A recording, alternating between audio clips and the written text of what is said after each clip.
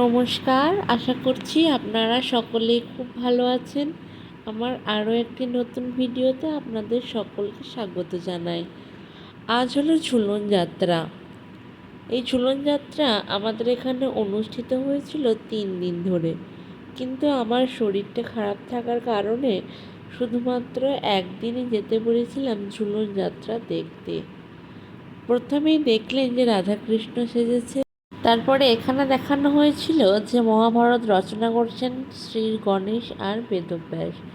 এখানে দেখানো হয়েছিল একটি দুর্ঘটনা, যে হেলমেট না পরে গাড়ি চালালে দুর্ঘটনা ঘটতে পারে, তাই সবার হেলমেট পরে গাড়ি চালানো উচিত। Safe drive and safe life.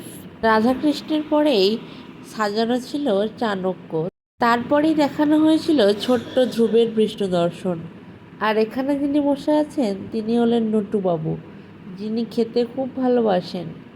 যাবার পথে রাধাকৃষ্ণকে আরও একবার দেখতে গেলাম। আর এই মানুষ ঝুলন যাত্রাকে কেন্দ্র করেই আমাদের পাড়ায় বসেছিল ছোট্ট একটি মেলা।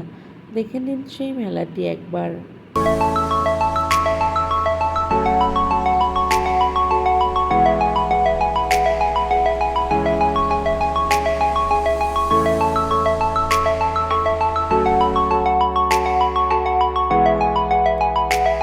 বাজারে একটু কাজ থাকায় বাজার যাবার পথে দেখলাম স্টেশনেও একটি মানুষ ঝুলন যাত্রার আয়োজন করা হয়েছিল। সেখানেও মানুষ ঝুলন যাত্রাটি বেশ তারা নিজেদের মতো করে সুন্দরভাবে করার চেষ্টা করেছিল। এখানে দেখানো হয়েছিল একটি ট্রেন দুর্ঘটনা, যেটা এখন প্রায়ই ঘটে চলেছে।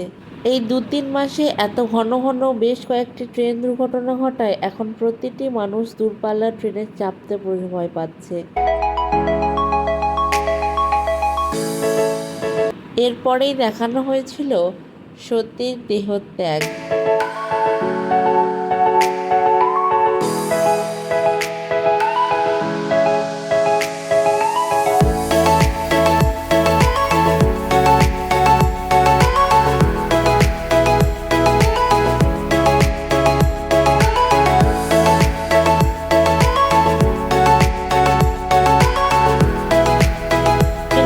শেষ দিনের শরীরটা একটু ঠিক থাকায় টিউশন থেকে আসার পর রাতের দিকে একবার বাবার সাথে গিয়েছিলাম ঝুলন যাত্রা দেখতে।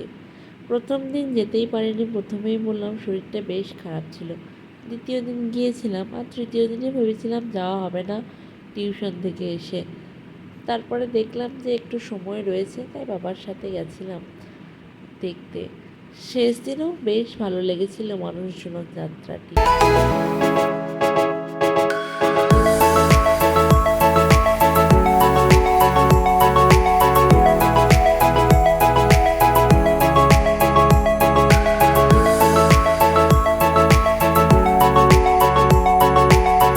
আমাদের গোপুসোনা ঘুরতে থাকুক নাগরদোল্লায়।